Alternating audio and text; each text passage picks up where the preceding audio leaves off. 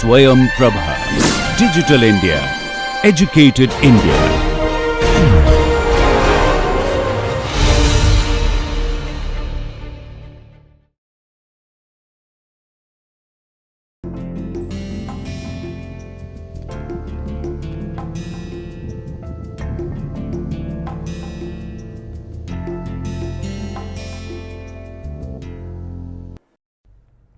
Welcome to lecture number 16. We will continue from where we left. So, let us see where we left. So, this is where we were in the last lecture. What we had done was that we had derived this expression for ionization of dopant.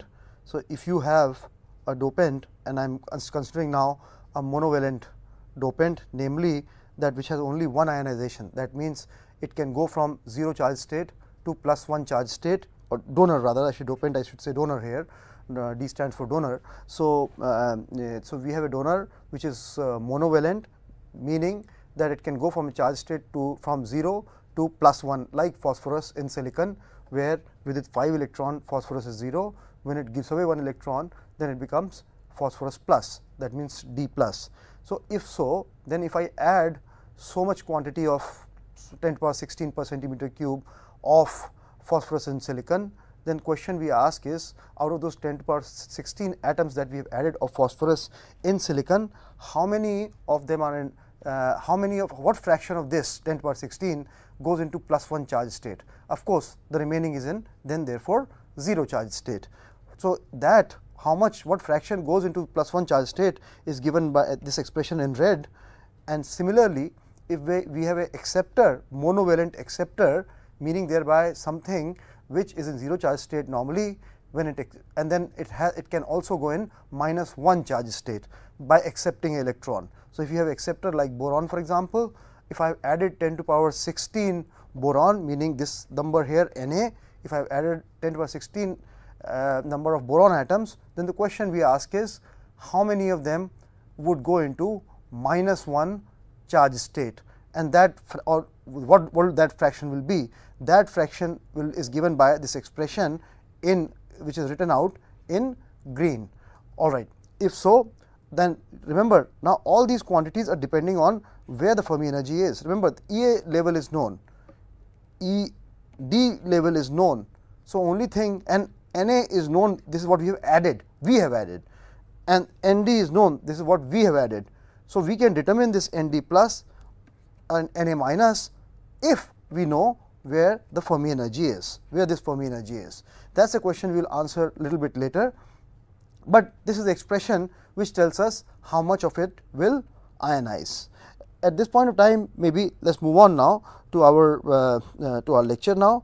First question, let me just try to write this down again one more time for you. This Nd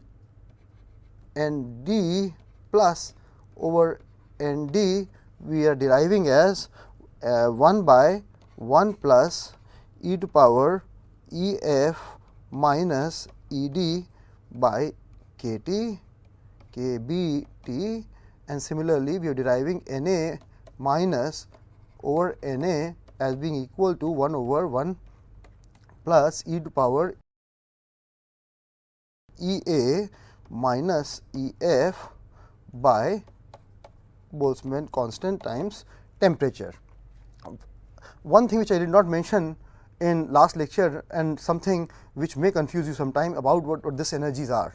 So, first let me point that out to you, that if you have this as a EC level, this as a EA level, somewhere is the 0, let us say here is the 0 energy. So, with reference to this 0 energy is this EA and EC level. So, sorry, EA, EC and EV level, valence band energy level. And now, if I add the dopants, then as I have already mentioned, that dopant donor is this is the ED level, and this is then therefore EA level. As I have written, there is no confusion, everything is measured with respect to this reference energy. So, EA is this level which we are talking about, that means it is measured from this origin here, from this reference here, However, often if you look at a textbook or if you look at a handbook for this data, if you look at phosphorus and ask for where is the dopant level, then often it is said at 30 milli electron volts. For example, what they are then quoting is that this energy difference. In that case, the energy difference being quoted is not really the ED level with respect to some 0, because that 0 is not specified.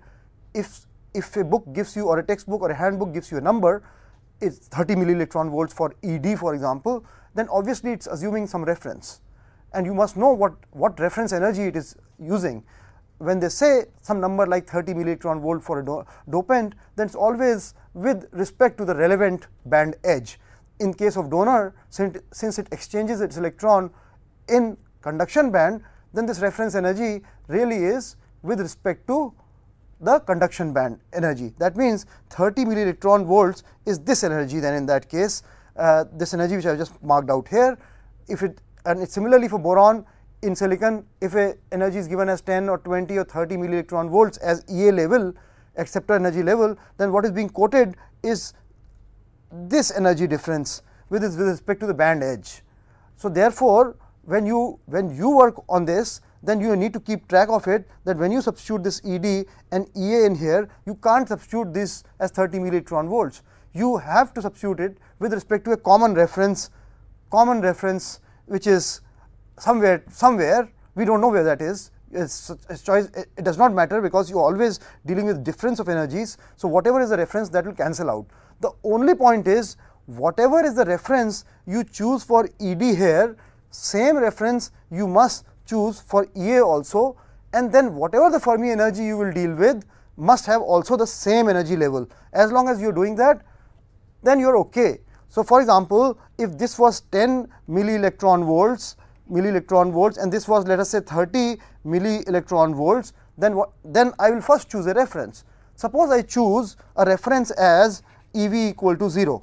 Suppose I choose my reference energy to be right here itself, EV to be 0. In that case, I will choose EA, then I will say is equal to 10 millielectron volts is what I will choose. And somebody asks me what is ED, then in that case ED will be, if this whole thing is EG, if this whole thing is band gap EG, for example in silicon 1.12, then I will write it as I will write ED as EG minus 30 millielectron volts. Of course, EG also has to be taken in appropriate units, or 30 has to be converted into electron volts also. You have to make sure that units are same, but you get the idea that ED in that case is not 30 millielectron volts, but band gap minus 30 millielectron volts. And when you then use Fermi energy, or you calculate Fermi energy, then that of course will also be calculated with respect to whatever number comes out, that always has to be then in that case measured from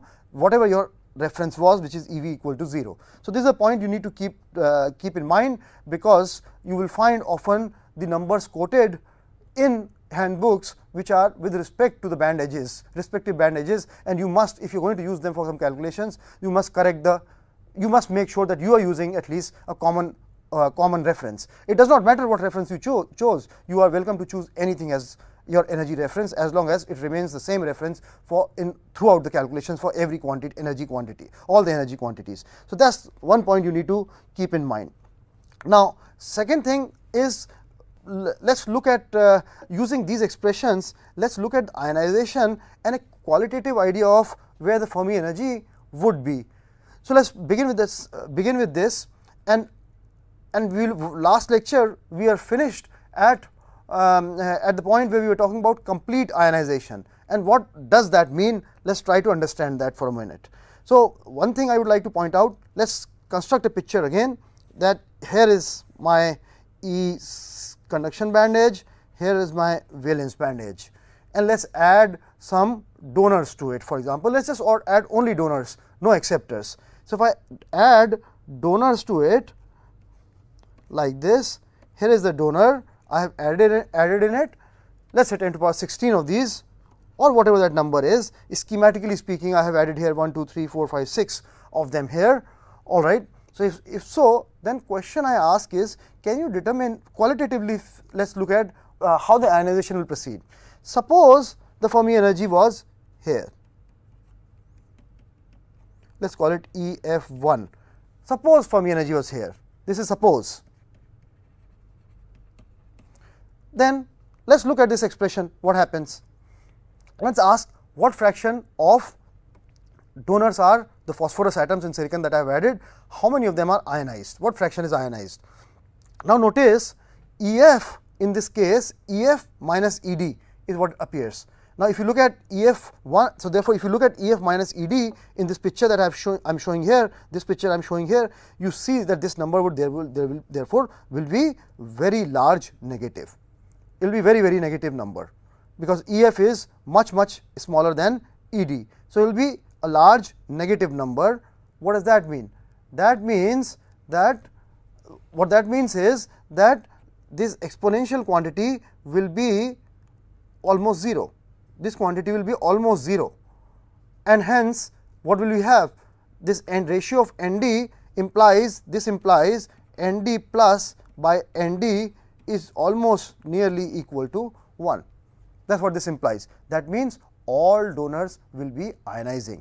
That you can clearly see that if I have, that means I will be left with all only plus P plus or donor plus atoms here. At this level, I will show P plus. The electrons, the fifth electron which was with it is gone, it is ionized. Why did this happen? You must also understand this Fermi energy represents average energy approximately, not exactly precisely, but it represents approximately average energy of the entire electron system. If so, you can see that since Fermi energy is much smaller than ED, therefore, why should electrons continue to sit at ED level? We can lower the energy by going to EF level. So, since EF, so roughly speaking something like that, therefore, they will rather live at EF level if that represents the average energy. So, therefore, it is logical to think that all phosphorus atoms would be ionized, and as long as ED minus EF is substantial, let us say more than 3 kT, in that case what we will have is that all the phosphorus atoms will be completely ionized. Now, suppose Fermi energy is right here. This is, if you suppose Fermi energy is moved right here, I am writing at EF2, write it a little bit more cleanly here. So, it is Fermi energy is moved here, just where the ED level is. If you move up to ED level, then what happens? In that case, let us look at this expression again. Look at this expression, then EF is equal to ED. That means ND plus by ND, this fraction is exactly half. This fraction is half.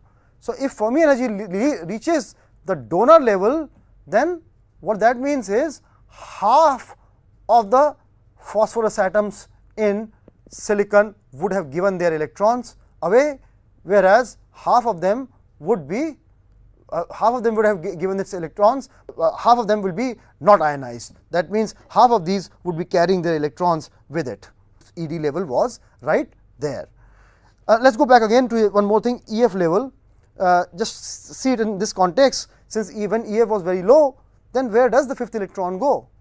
We think that this fifth electron goes to the conduction band, but then you can ask that why, what do you mean by that?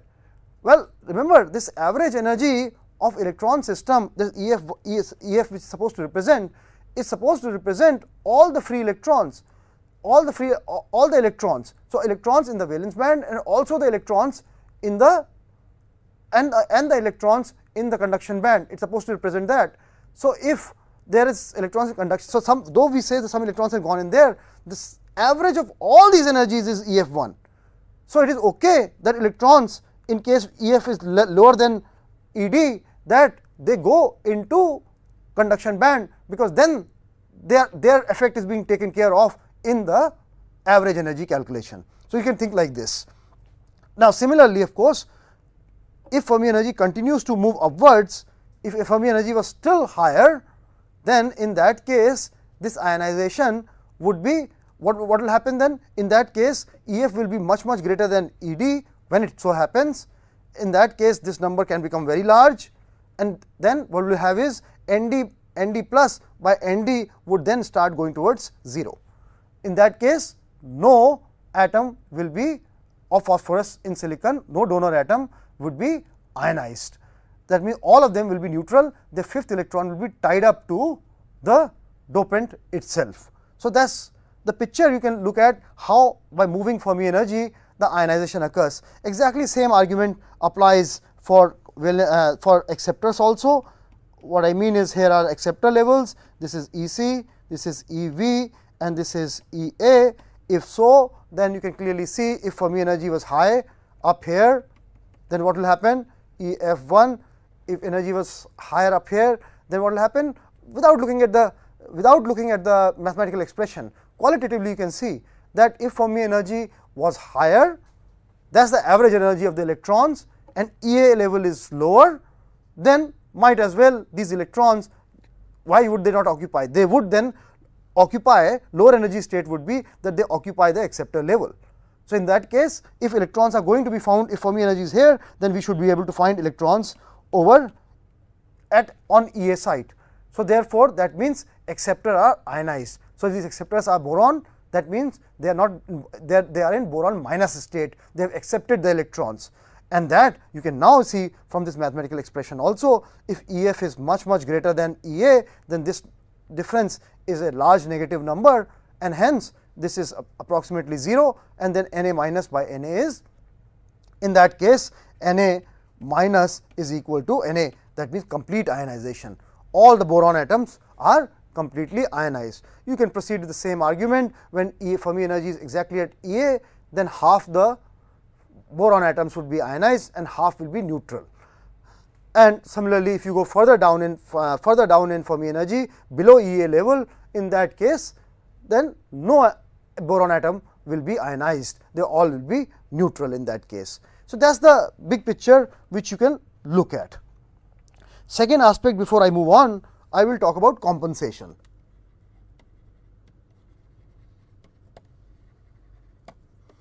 Now, what I am going to do is, I am going to add two types of dopants in a semiconductor, EC, EV, back to the same picture, and now let me add this time both acceptors and donors simultaneously, and I am showing fewer of acceptor levels and more of donor levels. Similarly, I could draw something like this. More of acceptors and fewer of donors. So, what would happen in this case? In this case, what will happen? Suppose number of donors I have added is ND, that is the number of donors I have added per centimeter cube, and Na is number of acceptors that I have added per centimeter cube. So, I ask the question that let us say temperature is 0 K. So, temperature is let us say 0 K. What is the picture at 0 K? Now, notice what I am going to do is, here is the phosphorus atom with its electron, fifth electron. Here is phosphorus atom with its fifth electron. Okay. Now, what happens to rest? So, let me draw the ion first. Even at 0 K, the fifth electron, you see at least 4 of those in this schematic picture could have gone down here. System can lower its energy by sending the electrons, 4 electrons down here, which I could have put here, here, here and here. So, even at 0 K, the ground state would be that I would have 2 atoms of phosphorus in this schematic. In this schematic, 2 atoms of let's use a different color. So, here is the electron, my electron here, electrons are right here. So, here are the 4 electrons. So, 4 of them have ionized. 4 of these electrons has gone down to boron site. That way, system can lower its energy. Total energy of electron system can be lower even at 0 K.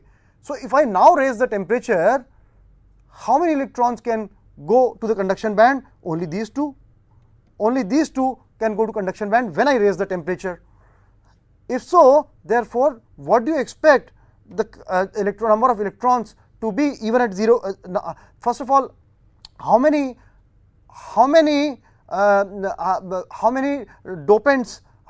dopants ND will be not ionized that clearly number is equal to Nd minus Na.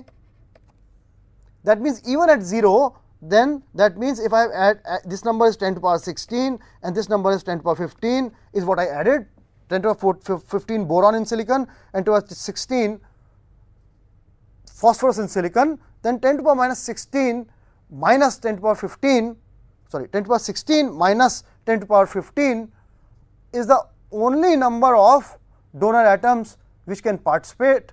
Rest are already compensated, and hence such semiconductors are called compensated semiconductors. That means this is the only Nd minus Na is the concentration N which I can expect, which in this case is 2. This is the N I can expect here when I raise the temperature. That's the only amount I can get. I hope you can see this qualitatively, which I will prove exactly precisely. Similarly, by same arguments, you can see here in this case where I have this phosphorus, so many phosphorus levels Ed, and which means Nd of these I have added here. Now in this case this number is 10 to the power 15 and this number is 10 to the power 16. What will happen? These electrons will, at least these 4 electrons will come down here even at 0 K. Suppose temperature is 0 K. So these 4 electrons will come down here. So what do we see? We see that in this picture, just like in this picture, all Na were ionized and Na number of donor, same number of donors were also ionized at 0 K. Nd minus Na therefore were not ionized. These are the at 0 K. When I raise the temperature, it is only these which can give their electrons to conduction band. Therefore, same argument here. In this case, these electrons would have come down here even at 0 K. So therefore, now since Nd is smaller than Na, in this case all Nd atoms will be ionized. Whatever is the number of Nd, that many number of acceptors will also be ionized, boron minus. So the ones which are not ionized are therefore Na minus Nd. This is the number which is not ionized right here. These are the ones which are not ionized, they have not taken the electron, they have not accepted the electron. So boron is still in 0 charge state. When they accept the electron, only then they will go to -1 charge state. That means when I raise the temperature, the ones which will accept their electrons and create hole will be equal to only this.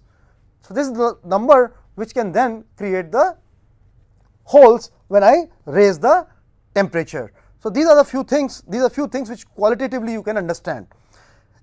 Now having given an explanation, let us look at that then.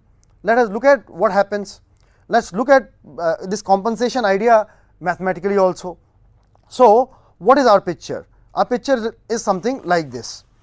I know my N is equal to Nc times e to power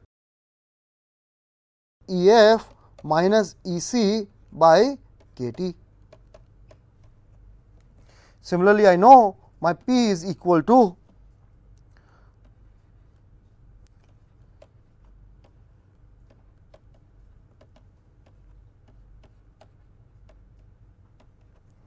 okay. Now my question is determine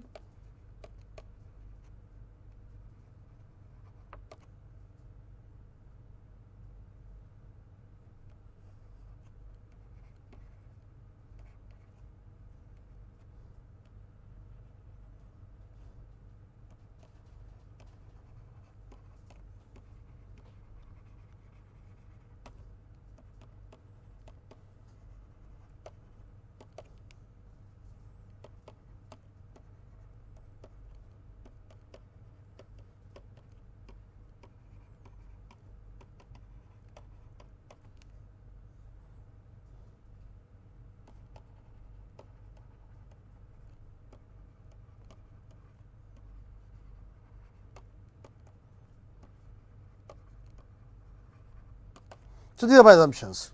We want to determine N and P when there is complete ionization.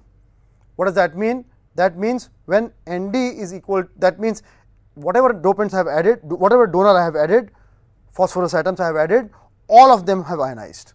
Whatever boron atoms I have added in silicon, all of them have ionized, and we are assuming monovalent.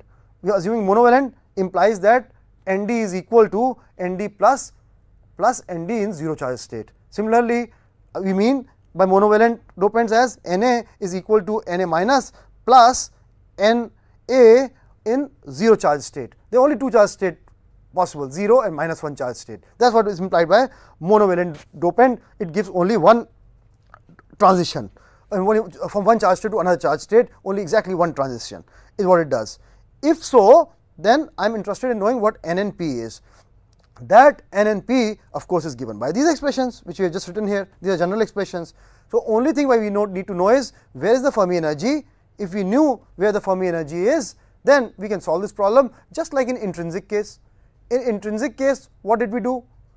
In intrinsic case, what we did was that we wrote down the definition of intrinsic condition, that n is equal to p. When we wrote n is equal to p, that expression then gave us where the Fermi energy is. We calculated EI, that is the Fermi energy level. Something similar we will have to do here. We will have to define now what additional, we need one more additional condition. Alright, so let us write down that additional condition. That additional condition, if you look at in intrinsic semiconductor, n equal to p, was very natural for us to write. That exactly represented charge neutrality condition. That means that you see, when an electron is created by thermal means in intrinsic semiconductor, correspondingly I must have a positive charge also. If I didn't, then charge neutrality would not be maintained. So, to maintain in a semiconductor pure silicon, then I therefore demanded that n should be equal to p. That we wrote in a logical way, but if you think about it, that really represents charge neutrality. In this semiconductor also, where we have doped, the charge neutrality should be maintained. That means in silicon, the boron I add, those boron atoms are not charged, they come with 3 electrons. So, that means they are in zero charge state. That is what I have added. In silicon, I have added phosphorus, they come with 5 electrons, they are not charged, they are neutral. That is what I have added in here. But when they go in there, some of them, depending on where the Fermi energy is, some of them will get ionized and some will not be ionized. When they ionize, they have a charge. If they have a charge, but the net total charge must still be 0. That is what the requirement on this semiconductor will be. So, let us write down this charge neutrality condition.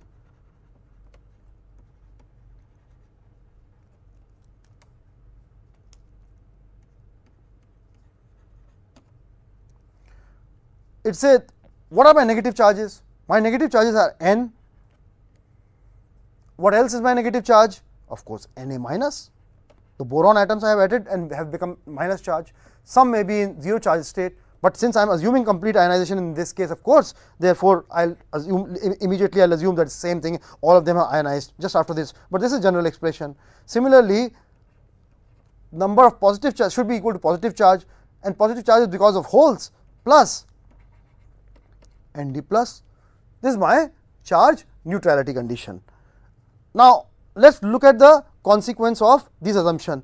I have made assumption that Nd is equal to Nd plus, Na is equal to Na minus as a consequence of complete ionization.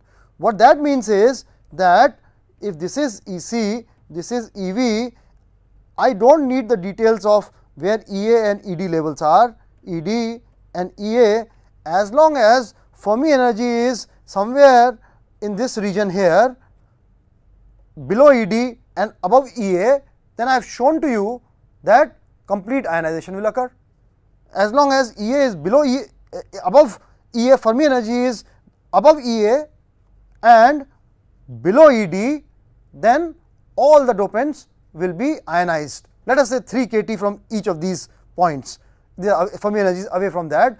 In that case, that all the dopants will be ionized. So, since I have assumed that there is a complete ionization, I am assuming that Fermi energy is going to, whatever Fermi energy we calculate, is going to come out in between this region. And if it is going to come out in this region, then clearly then these expressions are also for N and P are also valid in this region. In this region, as you know, 3 kT away from EC and EV, these expressions were valid, and hence these expressions would still be valid if Fermi energy is even 3 kT away from ED and EA levels. So, therefore, in that case complete ionization will also occur and these expressions will be valid, which I am about to use therefore. So, first thing I will write in this special case, while this is a general case, and in the special case therefore, I will write in this special case n as equal to n plus Na equal to P plus Nd. So, I will write it down like this, because Na minus was equal to Na and Nd plus was equal to Nd. Now, let us solve for a case if Nd is greater than Na, let us assume. You could assume Na is greater than Nd, that will find, we will find what the result it gives us. So, let us continue on this next page. So, N plus Na is equal to P plus Nd, all right, and we are assuming Nd is greater than Na. You do the exercise when Na is greater than Nd, just like I am proceeding here. If so, then I have another expression. Remember, since n is equal to e to Nc times e to power E f minus Ec by kT, and P is equal to Nv times e to power Ev minus Ef by kBt, and remember product Np we have shown is equal to Ni square, that we have, that also we know, that must always be true. So, I am going to write this expression as N plus Na equal to Ni square by N plus Nd. You see, now since Ni square I know, since I already know what Ni square is, it is a material property. Recall, Ni square is equal to Nc Nv e to power minus Eg, which is band gap, by kBt. That is what we had calculated. So, therefore, I know what Ni is, since I know the band gap, whatever temperature you are talking about, this is a constant, this is a material. Once a material is specified, these are density of states of that material. These are numbers which are known, and the expressions for that was also given. If you know the effective mass, then you know Nc and Nv. All right. So, if that is the case, then since I know Ni, therefore, I can substitute in here. Now, you see, is this expression only in n, and I can easily calculate what the value of n will be in this case. So, that is how simple it is. So, let us do that.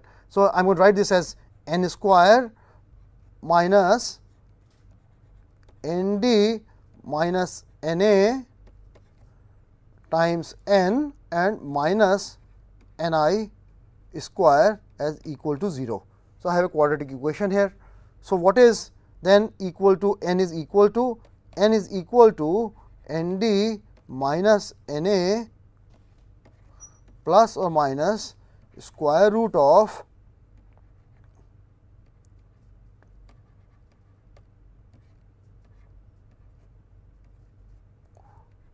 four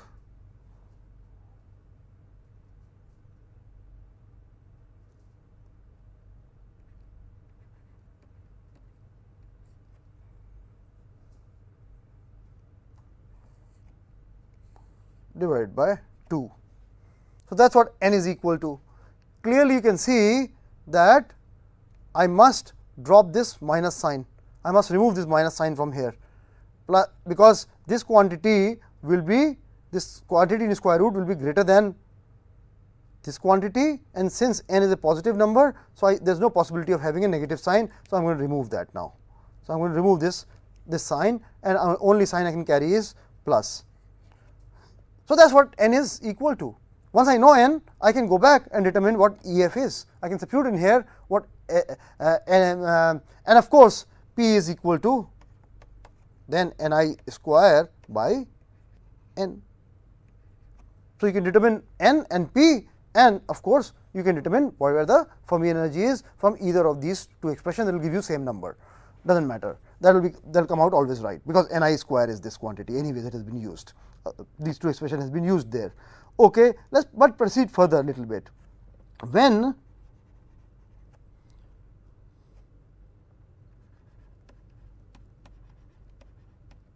much greater than, not greater than, equal to 2 Ni is greater than 2 Ni, in that case what happens? I can drop this term, this 4 Ni, I can drop this term, because Nd minus Na square will be much greater than 4 Ni square in that case. If so, then what will happen? Then I will get basically N is equal to Nd minus Na. This is a key result, and that means also that P is equal to Ni square by Nd minus Na. All right. If you were to do the same exercise which I am asking you, which I have asked you to do, that Na is greater than Nd, then you solve for P in that case. In that case, you solve for P, and you would find, by going through exactly same process, you will find P is equal to Na minus Nd, and you will find therefore N is equal to Ni square by Na minus Nd, since Na is much greater than Nd. So, these are the two values you will get, and you can determine where the Fermi energy is also based on any of these expression. Now, notice this result which we got, this N is equal to Nd minus Na. Recall that this is exactly what the compensated semiconductor was. When we said, since in this case donors are greater than Na, you recall this picture we have drawn here, where Nd is greater than Na. I have shown 6 levels here and 4 levels here. If that happens, even at 0 k, we had said that at least 4 of these, whatever is the number of Na, would be ionized already, and these equal number of donor atoms would also be ionized. What is left at 0 k is Nd minus Na, which are not ionized, which eventually will give you the electrons in the conduction band when you raise the temperature, and that can then be in Nd minus Na. Notice we have gotten that result now. We have gotten that result that N is equal to Nd minus Na. Okay. And of course, conversely, if Na was greater than Nd, then precisely similarly you are going to get the exactly same way you can get Na minus Nd. Maybe it is worth looking at some numbers. In silicon, for example, Ni, as you know, is about on the order of, at room temperature, at 300 K, that is, I am talking about 300 K, 10 to the power 10 per centimeter cube. Now, suppose you have Nd which was equal to, let us say this is equal to 10 to the power 17 per centimeter cube. This is the phosphorus atoms you have added, for example, this many, and Na is equal to, let us say, 10 to the power 15 per centimeter cube, this many boron atoms you have added. Then what is N equal to? N clearly therefore is approximately equal to 10 to the power 17 minus 10 to the power 15, which is approximately equal to 10 to the power 17. That is what the value of N will be. Then what will be the value of P? Value of P will be therefore equal to 10 to the power Ni square 20 divided by 10 to the power 17, which is equal to 10 to the power 3. Here is this number, let me write down this more cleanly here, 10 to the power 3.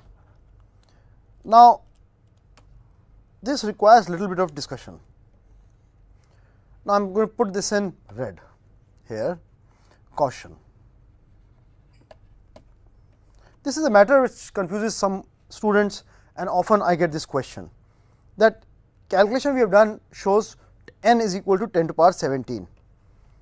This students often are willing to accept, because they say, you see that I have added 10 to the power 17 phosphorus atoms. So, since they can give the electrons to the conduction band, so one can accept the fact that there are 10 to the power 17 number electrons in the conduction band. What causes problem is this concentration of holes. Why? The argument made is as follows, that when you have an intrinsic semiconductor, since we are saying Ni is 10 to the power 10, that means at least 10 to the power 10 electrons are here and 10 to the power 10 holes are here. That is what it means, intrinsic electron concentration, that if the semiconductor were intrinsic, it was not doped, in that case I would have gotten 10 to the power 10 electrons here and 10 to the power 10 holes here, this P and this N would have been this number. Then I have taken this semiconductor at same temperature 300 K and added now some phosphorus and boron, does not matter boron is there or not, because anyway all boron is compensated right up front anyways. It is like 10 to the power 17, and if you added 10 to the power 15 boron, then 10 to the power 17, 10 to the power 15 of the phosphorus atoms are anyway gone to compensate boron. Once they have compensated, then that is out of our calculations. Only thing which is going to play part is what is remaining phosphorus atoms. So anyways, so whether you added only phosphorus atom or you added boron, that is not the issue, boron also, that is not the issue. But point is that if you added a dopant, if it is a dopant dominated, then in intrinsic semiconductor itself you had 10 to the power 10 electrons and 10 to the power holes. When you added donor atoms, then N is increased to 10 to the power 17, that is acceptable. Then why is it that holes have become only 10 to the power 3? Even in intrinsic case they were 10 to the power 10, why did they become less? At least they should have been 10 to the power 10. That is one problem which I often hear from students. So I would like to clarify that point to you in a minute. Then this I will try to clarify to you through a plot, and then hopefully keep this question in mind. This I am posing as a question which may be in your mind also, and I will try to clarify it, but I will do so through a plot. So let me replot something which was taught to you earlier. If I plot 1 by T versus log of, since less space here, carrier concentration.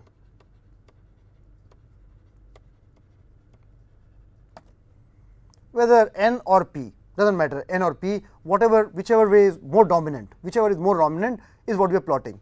You will recall the way we had plotted was that here is a semiconductor, silicon or whatever it is. We had said that the intrinsic electron concentration, this Ni varies as Nc, Nv, which has a very weak temperature dependence, 3 to the power 2 type of temperature dependence, e to the power minus Eg band gap by 2 k b t. That is what we had written, and therefore we had said that this slope would be equal to Eg, correspond to Eg by 2 k b. That is what we had said. All right. Now let us say 300 K, this is silicon. If you are looking at 300 K, let us say, then what happens at 300 K? Here is, let us write down a number here somewhere. Let us mark out a number somewhere. Here is 10 to the power 10, let us say. In case of 10 to the power 10, which means I am plotting on log scale, but this is N. This is N equal to this much, Ni, or N carrier concentration is equal to 10 to the power 10 per centimeter cube. And if you plug natural log of it, then it is actually natural log of 10 to the power 10. That is what this number represents here. All right. So if that is the case, then right here, and this temperature is 300 K. This temperature is corresponds to T, corresponds to equal to this. So I am plotting 1 by T of course on this scale, but the temperature here corresponds to at this point 300 K. So this is 10 to the power 10 is Ni in case of silicon, which is what we have used here. But now notice that what happens to my N? My N is equal to Nd minus Na, and it is independent of temperature. It is independent of temperature, it is about 10 to the power 17 in this case, in this example which I have constructed here. So let us plot this N here now also with a separate line on the same graph. So if I do so, then let us say that here is somewhere here is 10 to the power 17, let us say, and number being represented, it's in a log scale. So, this is 10 to the power 11, 10 to the power 12, etc., and so on, or maybe I take it even higher here. So, here is 10 to the power 17 right here. If so, then let me plot this line here. So, this is line is right here. What is this line representing? This line is representing Nd minus Na, about 10 to the power 17 in this case, which when you added in our example which you have taken. Now, what is in this semiconductor carrier concentration as a function of temperature? Clearly, that profile will look something like this.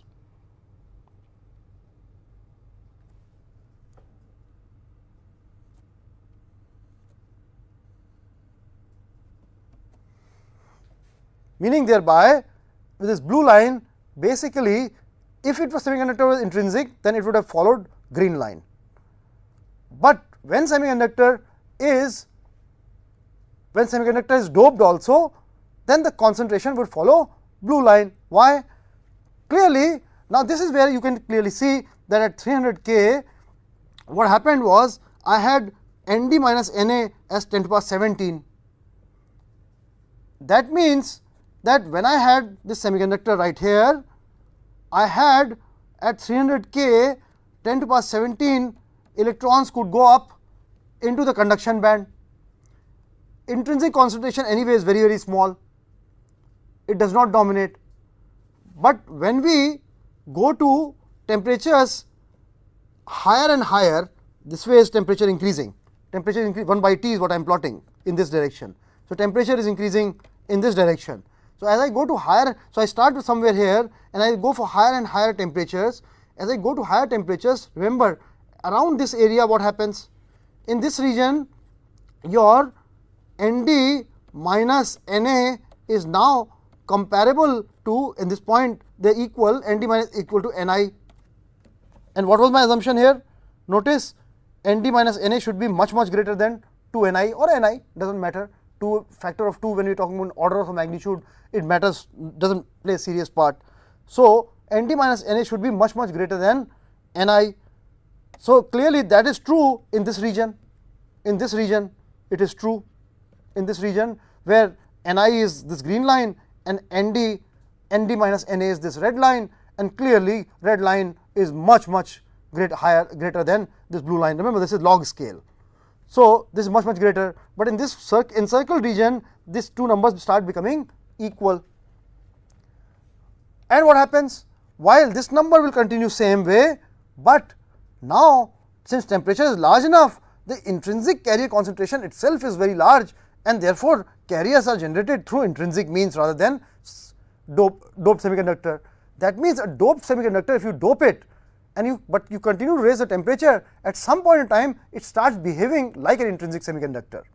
So, that is the point, that this is 10 to the power 17, when 10 to the power 17, and when temperature is large enough, then anyway when intrinsic carrier concentration becomes 10 to the power 17 or higher, then this number becomes even large and starts following green line because of intrinsic reason. Fine, but always remember this, that at any given temperature, even at 300 K, when 10 to the power 17, I do have law of mass action. It is, that means that, recall that n plus, this came from n plus p recombination and generation, and the generation process. This equilibrium between these two processes dictated this, that n product n and p should be constant. If you, that means, increase this, then you must decrease this. You cannot therefore argue that even at 300 K, when n became 10 to the power 17, for the reason shown, this is doped semiconductor. So, when n became 10 to the power 17 at 300 K, although intrinsic means could have given 10 to, if its semiconductor intrinsic, then P would have been 10 to the power 10, the holes would have been 10 to the power 10, but no, they cannot be, because this, in thermal equilibrium, this condition should always be maintained, that Np is equal to Ni square. That condition is requirement of thermal equilibrium, just in the same way as you have studied in your chemistry course, where if you take two reactants and if you increase one if you increase one, then other one concentration of other must be decreased to keep the rate of reaction the same forward, and to maintain the equilibrium. To maintain equilibrium, either whatever is on the left hand side of the equation and the right hand side of the equation in chemical equilibrium, either if one quantity on left hand side goes down, then the other must increase, or proportionately on the right hand side everything must increase correspondingly. Since in this case it is annihilation of electron and hole, that cannot happen. Therefore, only option left is if one increases, other must decrease, and that is the reason requirement of thermal equilibrium, that is leading to that thermal equilibrium is leading to that P must become 10 to the power 3. You must never think of concentration in valence band as being equal to this 10 to the power 3 plus 10 to the power 10, because that is coming from Ni means. This is a common mistake which students make, that they think that Ni is because of this reason, and because of this Ni anyways, Ni was 10 to the power 10 at room temperature, therefore add that number also to it. That would be wrong. This is the whole concentration in valence band, because you are required to maintain this particular equilibrium, because this particular equilibrium must be maintained, and hence you must have product Np equal to constant, and hence this must become 10 to the power 3. So that is the point. Now this is what is called exhaustion region.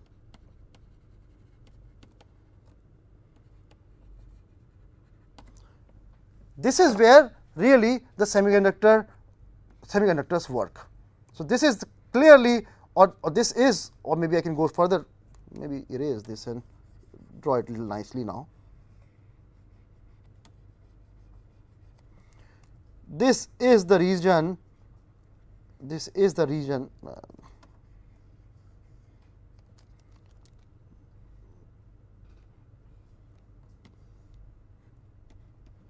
this is the exhaustion region for a semiconductor. A semiconductor would normally be used in electronics in this region. So I will finish my class here, and I will show, eventually you will understand the point that whether a semiconductor is doped or undoped, if temperature increases beyond this point, if it goes temperature on this side, then semiconductor will behave like intrinsic semiconductor. You also know devices are made when you have an N junction and a PA junction, you make a N and P junction, but in temperature ranges on this side, since semiconductor starts behaving like intrinsic semiconductor, so it does not matter that it's N type or P type, dopants play no role. So if you try to make a junction and you heat it up too much, you go to high temperatures, then N characteristic and P characteristics are lost, and therefore junction is lost. All you have is a semiconductor, intrinsic semiconductor, and hence device will stop operating. So obviously you cannot operate in the intrinsic range. Semiconductors are made N and P type, that you can clearly do only in the exhaustion region.